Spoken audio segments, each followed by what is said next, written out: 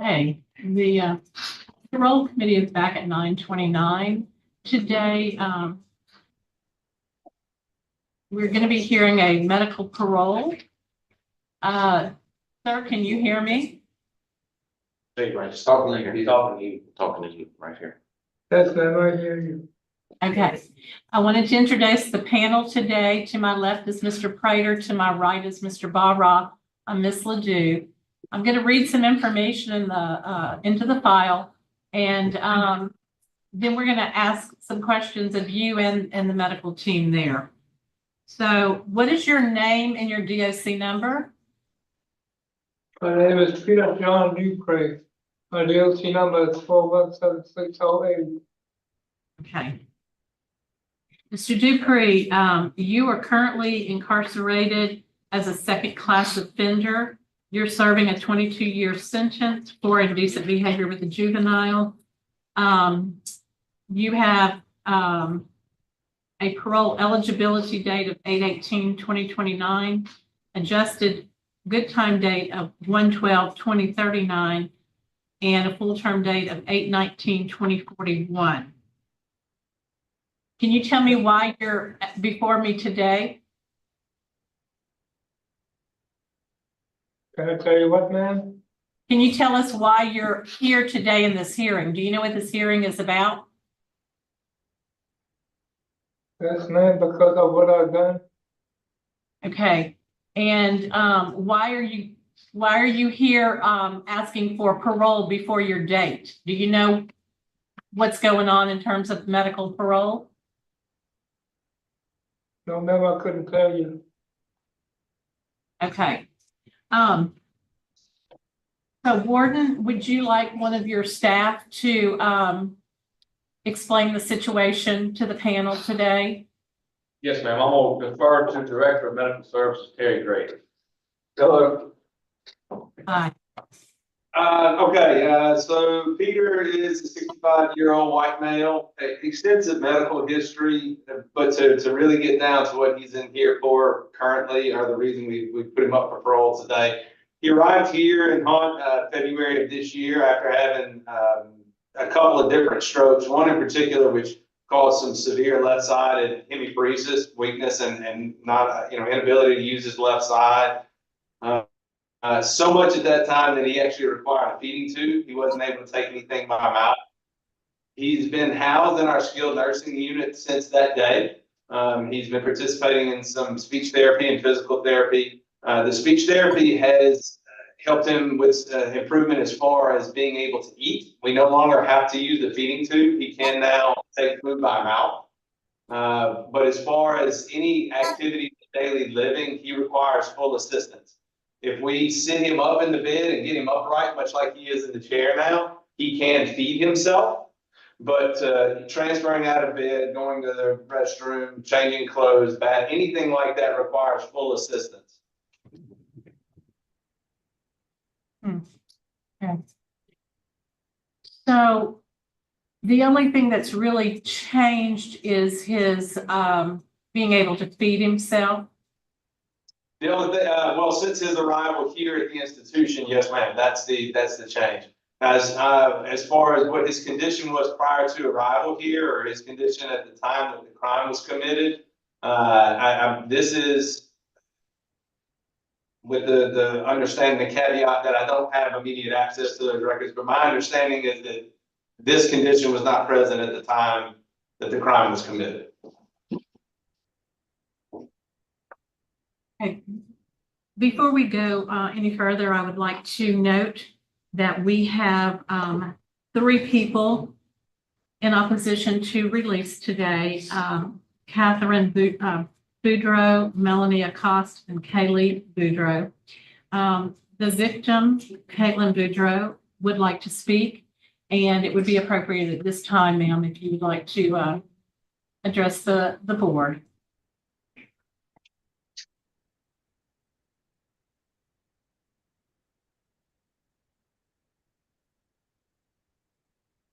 When Peter did this crime to me, I was 11 years old.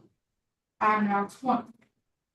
And every day it gets harder, it doesn't get easier. He had a medical condition when he did the crime. He had a previous stroke when he did the crime. As you heard what they told y'all, he did not feed himself. He's obviously getting better. I believe for my sake and my sanity that he should not be granted parole. And if he is granted parole, he should not be allowed to be around any type of children or anyone of that matter. I have a niece. My sister has kids. And I'm terrified of the world, not just of Peter, of the whole world now. I'm always looking over my shoulder. That's it. I don't. That's it. Thank you very much. I know it's difficult and I appreciate you.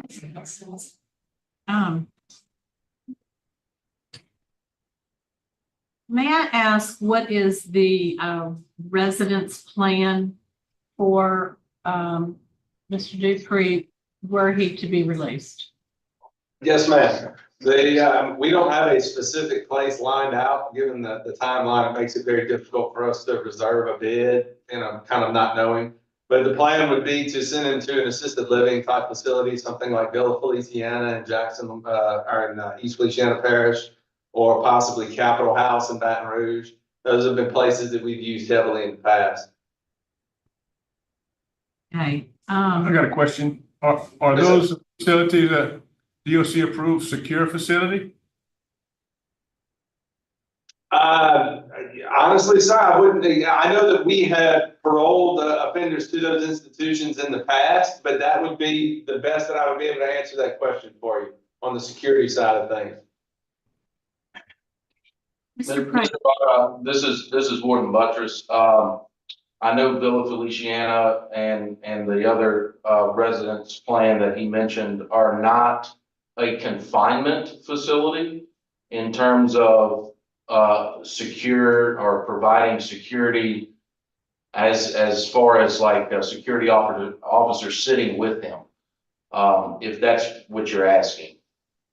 Well, would those facilities be the type of facility that works with y'all, where if he were to ever walk out the door of the facility, that probation officer would immediately be notified?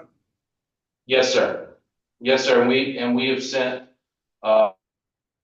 multiple inmates to Villa Feliciana, and we have a good working relationship with that facility. Thank you. Mr. Prater, would you take lead on asking questions?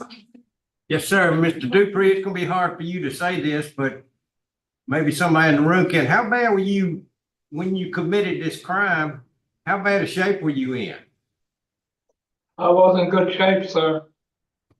Well, you'd had a stroke, is that correct, previously? I had 3 strokes and heart surgery. It's talking about prior to now, Peter. At the time that you committed the crime, you had not had 3 strokes. Correct. So what kind of shape were you in at that time? I was able to walk. I was able to do everything on my own. Can you stand up now? No, sir, I can't.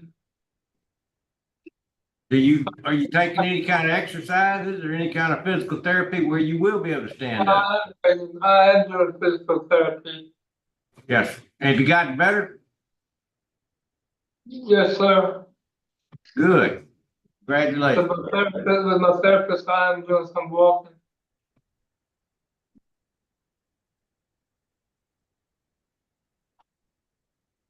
I don't have any other questions. Yes, sir. Go ahead. I can see you want to interject. Go Well, ahead. I just wanted to clarify, you asked if he could stand. He can stand with assistance. To stand on his own, he would not be able to. Same with walking. With a physical therapist, with an assistance of a belt helping to hold him up, he can take a few steps. But he can't do either of those things alone. Toiletry. Where is he with toiletry? Full assistance, ma'am. So he would require total assistance to get out of the bed, to, any transfers. The only thing that he is able to do independently is if he is in the bed and we sit him up, much like he is here, and we put a tray of food in front of him, he is able to feed himself independently. But everything else requires significant assistance. In most cases, complete assistance. And just to clarify, a medical parole is contingent upon the offender conducting themselves appropriately within the facility that they're placed. And if they improve significantly, they can be returned to the Department of Correction. Is that correct? That's correct. Yes, ma'am.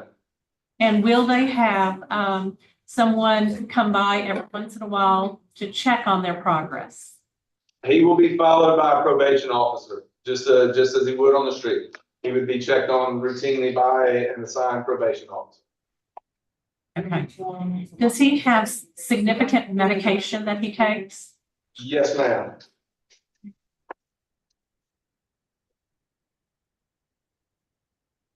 I have a list here. I'm not sure how in-depth you would want to get, but just to give you a rough idea, 1, 2, 3, 4, 5, 6, 7, 8, 9, 10, 11, 12, 13. He's prescribed 13 different prescription medications currently. Okay, I got it.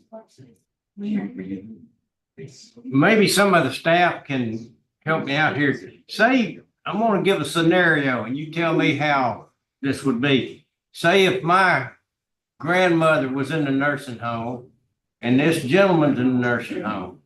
And one of my granddaughters wants to go see my grandmother. Is she gonna know that a sex offender lives next door? And what's gonna prevent this kindly looking gentleman sitting in a wheelchair from other kids going up to him that may be visiting people at the nursing home? How are they gonna know he's a sex offender? Mr. Prater, this is Warden Buttress. A villa in particular, houses sex offenders.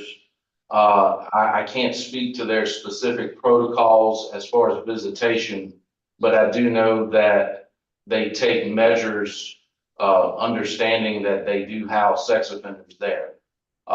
So I would imagine that they have to follow, certain guidelines where they cannot allow sex offenders to be around children, or if they even allow children at that facility. I'm not quite sure. But I do know that villa in particular is a residence that we've used in the past for sex offender housing. All right. I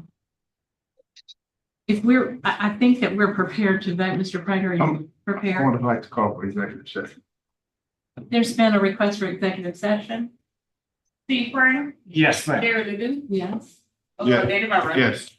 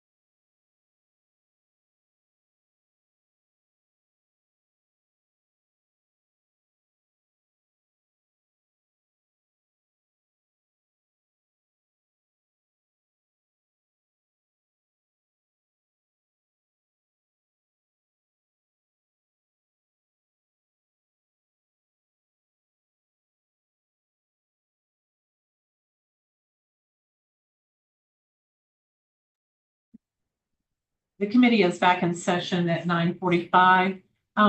We need to vote, be back in session. Do we?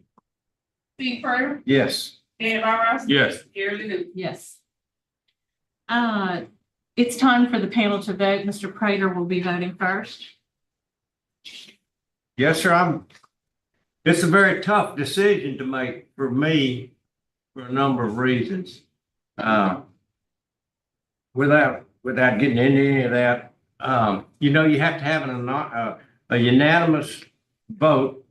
And so one vote will be enough to deny this.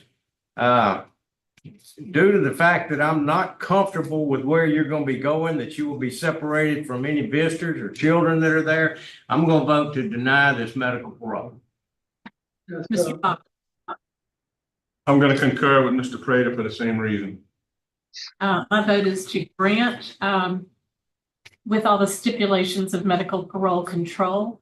But on a 2-to-1 vote, your request for medical parole has been denied.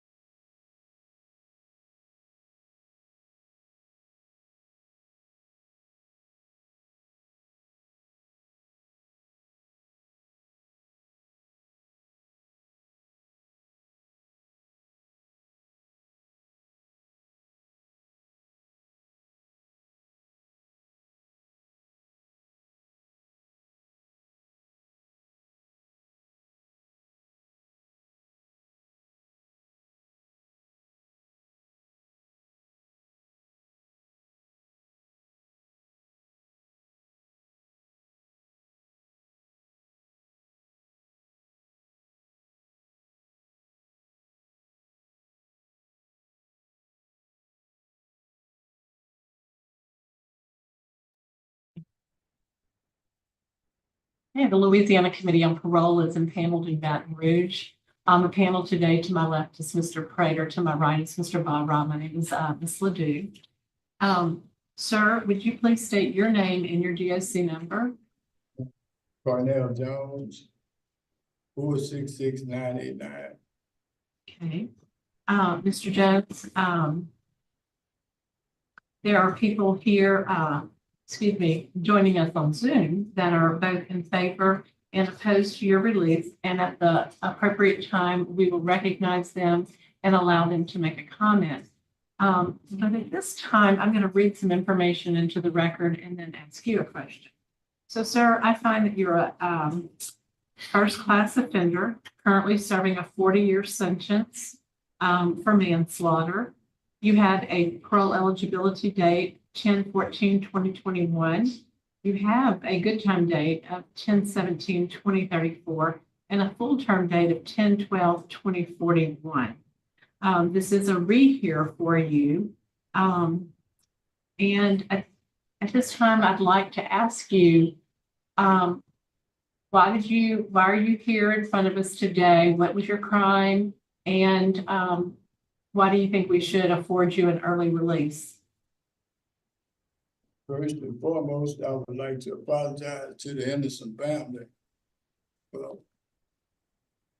all the pain and hurt that I've caused them. I know there's no words that can undo the harm that I've caused. And I fully understand the impact of my actions is something that they live with every day. I made choices that were not only wrong, but devastating to their loved one. And I'm ashamed of the choices I made. And deeply pain that I caused so much hurt. But for the past 23 years, I've committed myself to reflecting on the harm I've done, the harm I've caused, and working to become a better person. I've enrolled in counseling, participated in a number of self-help programs for living in violence, drug education, AA, victim awareness, victim impact,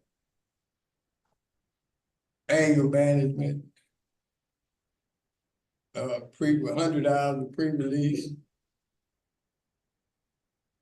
2 technical trades I've taken. I would hope that I can atone for my wrong. I know no amount of personal change can erase the pain that I caused so many people. But I'm committed to making amends in any way that I can. And also, I want to dedicate my life contributing positively to society and honoring the memory of Pam, who was my girlfriend and I loved so much. And as I sit here today, I'm not that same careless, irresponsible person that I once was the day this crime was committed. And I hope that you can see who I am by my rehabilitative efforts during this time of incarceration. Thank y'all. Thank you. Well spoken. Warden, this time, would you like to make a comment? Yes, Mr. Du. You know, Cornell called out pretty much all the things that he's done as far as his programming, and he has done quite a bit. He's done everything we've asked of him as far as that's concerned. He's a Strive member, again, honor program member. The biggest thing I can say about him, and first and foremost, let me just apologies, my deepest sympathies to the victim's family as always, but it's my job just to speak on what he has done since he's been incarcerated. The one thing I have to note is, he's been incarcerated for 23 years and has never had a disciplinary report.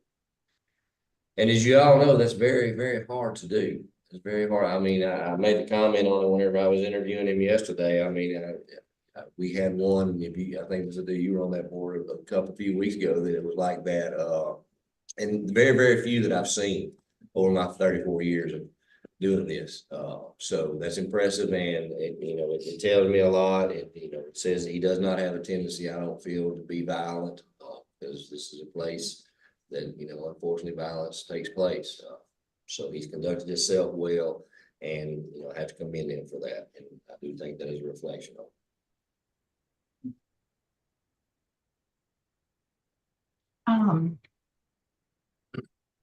We have a number of people on Zoom. 3 wish to speak in your support. You have Sabrina Hardman, Michael Godin, Dennis Sanders, and Melvin Boone. The first 3 are speaking. I'll go ahead and let Sabrina speak first.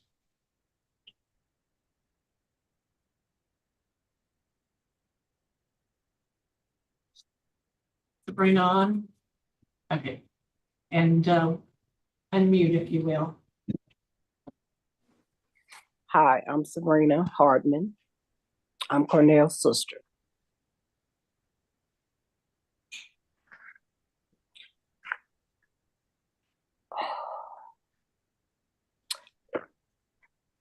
Cornell has been gone 23 years.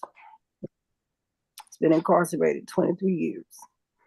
And I do apologize to the family. I can't speak for him, but I understand the hurt that you guys miss your sister. I understand that, I really do. I can empathize with that. I can, and I understand where you're coming from. I understand that Cornell has did a lot to try to rehabilitate himself. the courses he's taken, the measures he's taken to try to get himself to be a better person and be a changed person from when he went in. During his time, he's taken trades and things like that to try to get himself ready to be re-released into society. He's had no disciplinary actions, as they stated previously, which is really, that's commendable, and I get that. And that's something that goes very well for his time being incarcerated.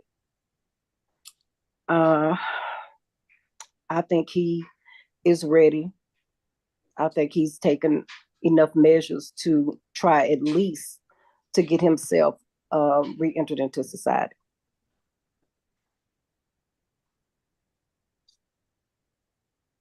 Thank you for those words. At this time, then, Michael, if you would like to speak.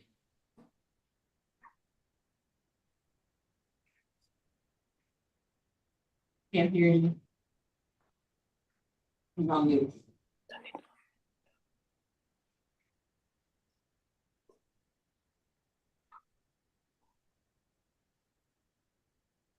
Hello? Yeah. You gotcha. Yeah. Okay, Gotcha. okay. Yeah, my name is Michael Guyton. I was born and raised with Cornell, and I've been supporting him since he's been down, and I did time myself. I've been home 15 years now, and Lord and blessed me. I've been on my job 15 years, and I just like to see Cornell come home, and I can help him out, still on the right path. I think he'll be a productive to society. Very much. And I'm glad you've been successful. Thank you. Dennis Sanders. Yes, my name is Dennis Sanders. I'm also a good friend of Cornell's, been over 50 years. Cornell has never been a violent person, so I knew he could lick that part. I'd like to help him re-enter itself into society. I have a 3-bedroom home, so he has a place to stay. I am a 3PL operational manager at Murphy Bundy Warehouse, so I could try to help him get a job and help him with his transportation. And, I like to say I know deep in his heart, Cornell loved Pam, and he deeply regrets what he's done. And also, he really feels for the family, as we all do. I just want him to be released, and if I can help him at any point and any time, I'm here for him. Thank you. Thank you. We're going to allow the those in opposition to speak next. On Zoom, we have Mary Adam. It's Van Ross, Joy Thompson, Mr. Bell, Miss Vanessa Bell, and Rachel Kennedy. We're going to let Ms. Adam speak first. Was that Miss Adam? Oh, okay. I'm the victim's sister. My name is Mary Henderson Adone, and I don't think Cornell should be released. I actually reached out to Cornell because I wanted to make an effort to extend forgiveness to him, and Cornell is still alive. He still says it was an accident, and I think he haven't had any incidents because there ain't no women in that prison. He's a coward. He needs to stay where he is for the duration of his time. Even if that's good, he did the things that he has done, but he got 40 years without the possibility of parole. Ain't nobody exempt from punishment. I don't care how good you are. That was his God-given punishment. I prayed for it, and he needs to stay there for the duration of his time. He did not love my sister. You don't kill people that you love. I'm sorry. Thank you. Email. Ms. Vandross, if you would like to, speak now.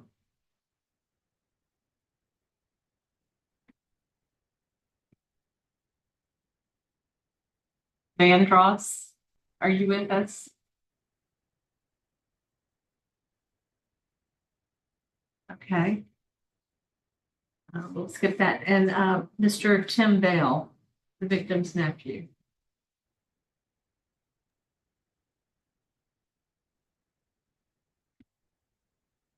You're on mute. If you can unmute.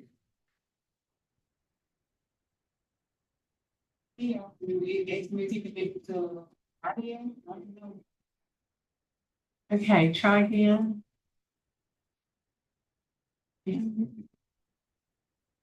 We can't hear you. Should he call? Are you connected to the audio? You can hear me, but I cannot hear you. We're going to call you on your phone. If you'll just disconnect and we'll call you.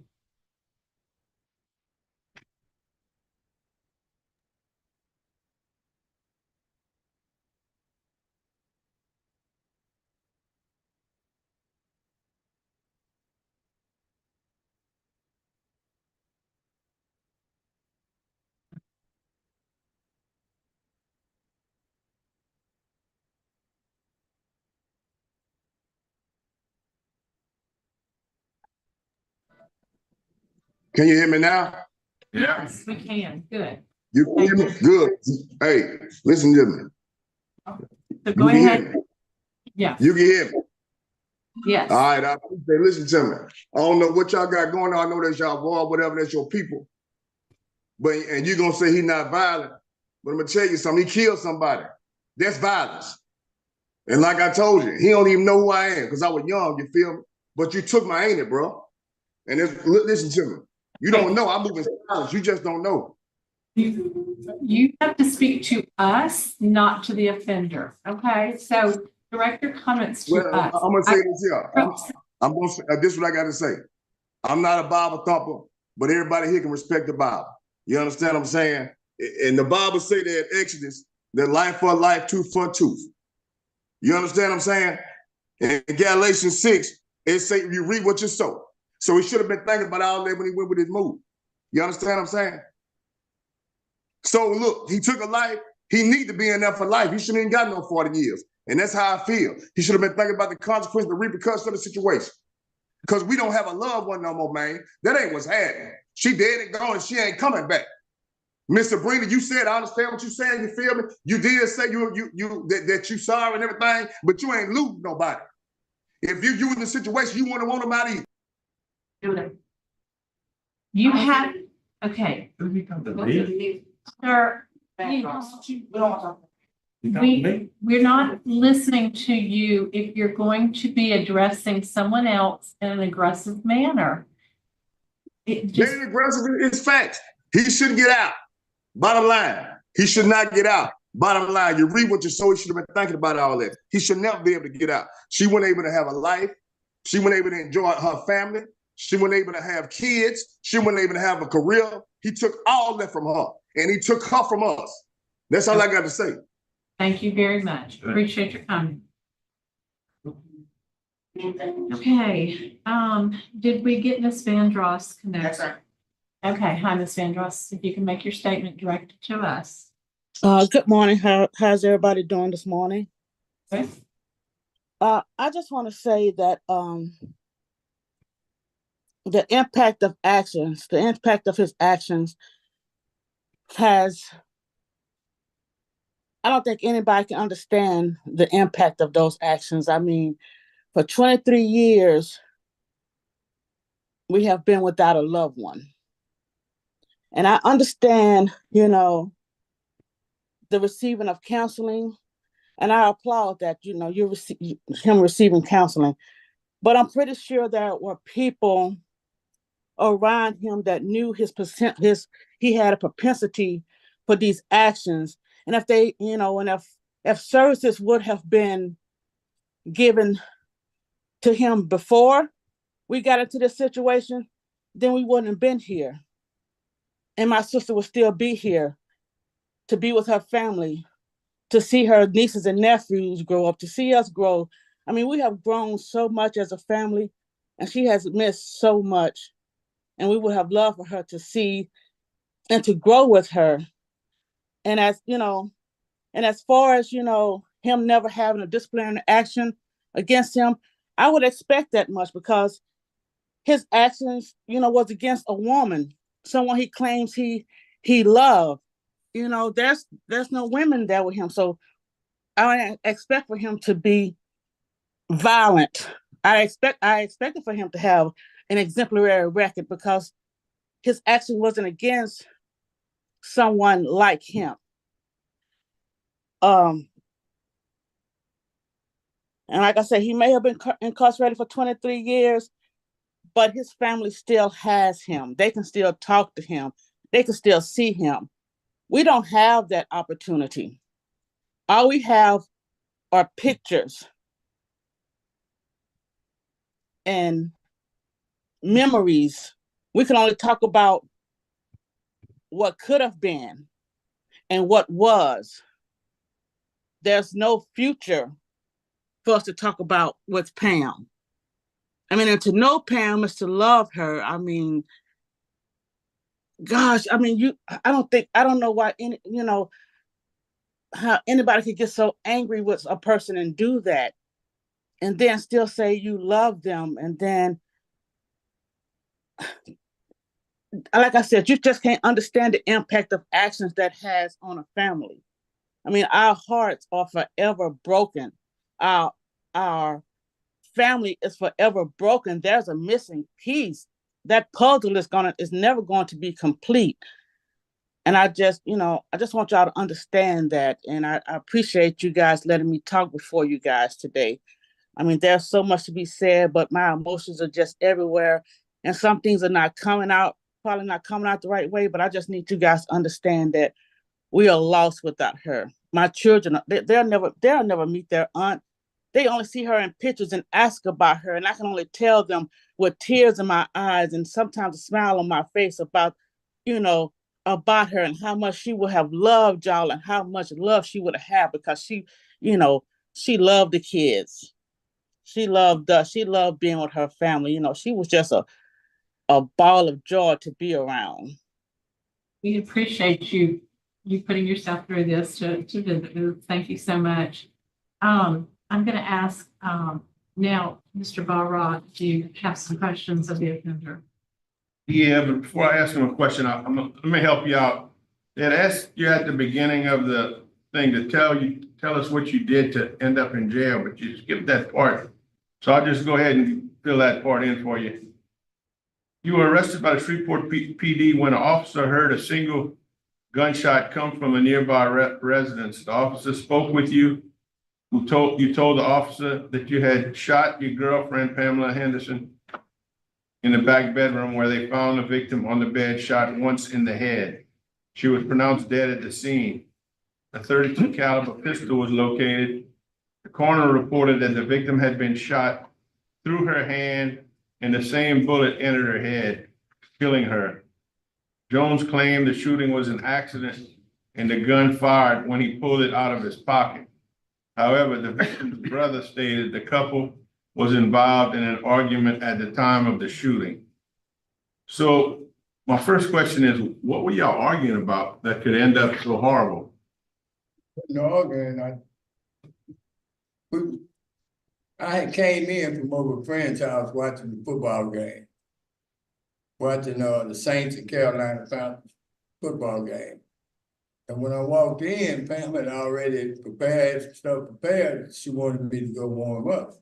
And I was telling her that I was walking on the crutch. I had hyperextended knee. And I told her I wasn't going warm enough. That was what we was exchanging words about. I wouldn't say an argument because the police officer was next door. So I wouldn't say it was an argument, it was a disagreement. But she was laying in bed on the far side when this happened. when I was taking the gun out and it discharged. Discharge hit me in the face, went through my hand and hit her.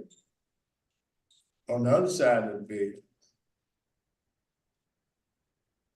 So I she ain't died been- over a football game that you went to instead of being hurt? No, I'm saying that's when the gun discharged, when I was taking it out of my pocket. Unaware, just careless, not knowing how to handle a weapon. And when the discharge went through my hand and hit her. What you pull the gun out for? Say that, that's really, that's You, enough of him. That's enough of him and his animations in the background. You know, the inmate's right has a right to a fair trial, to a fair hearing. And this is. Right, we're cutting him off. We're cutting him off. Not appropriate. He's not appropriate. We have just removed him from the panel. Thank you very much. We appreciate and understand and agree. So basically, what you're saying is it was an accident. Basically, that's what I'm saying, yes, sir. When I pulled the gun out, I never knew it was, I wouldn't even handling it careless like I would. Had I known there was a live round in it. She was on the other side of the bed, laying back with her hands behind her bed, laying behind her back, laying down when the gun discharged. Why were you pulling the gun out? I was getting ready to lay down. I was telling her I wasn't going to pull it up. And the part about the brother saying there was an argument, you saying he just misunderstood that part of it? Probably heard us going back and forth, and she was asking me to go down there, and I was telling her I wasn't going. All right.